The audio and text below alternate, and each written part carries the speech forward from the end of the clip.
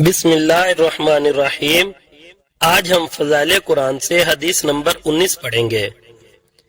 حضرت عبداللہ بن عمر رضی اللہ تعالیٰ عنہ نے حضور اکرم صلی اللہ علیہ وسلم سے نقل کیا ہے کہ دلوں کو بھی زنگ لگ جاتا ہے جیسے کہ لوہے کو پانی لگنے سے زنگ لگتا ہے۔ پوچھا گیا کہ حضور اس کی صفائی کی کیا صورت ہے؟ آپ صلی اللہ علیہ وسلم نے ارشاد فرمایا کہ موت کو اکثر یاد کرنا اور قرآن پاک کی تلاوت کرنا۔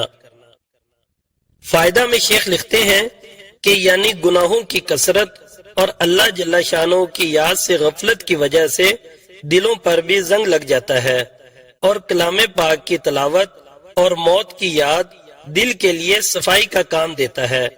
دل کی مثال آئینہ کی سی ہے، جس قدر وہ دھندلا ہوگا معرفت کا انعکاس اس میں کم ہوگا، اور جس قدر صاف اور شفاف ہوگا اسی قدر اس میں معرفت کا انعکاس واضح ہوگا۔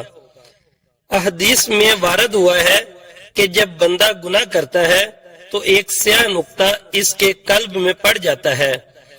اگر وہ سچی توبہ کر لیتا ہے تو وہ نقطہ زائل ہو جاتا ہے، اور اگر دوسرا گناہ کر لیتا ہے تو دوسرا نقطہ پیدا ہو جاتا ہے۔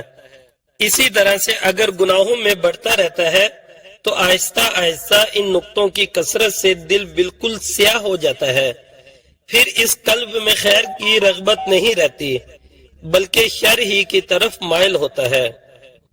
دعا ہے کہ اللہ تعالی ہمیں اپنی موت کو یاد رکھنے اور قرآن پاک کی روزانہ تلاوت کی توفیق عطا فرمائے۔ آمین ثم آمین۔ السلام علیکم ورحمۃ اللہ وبرکاتہ۔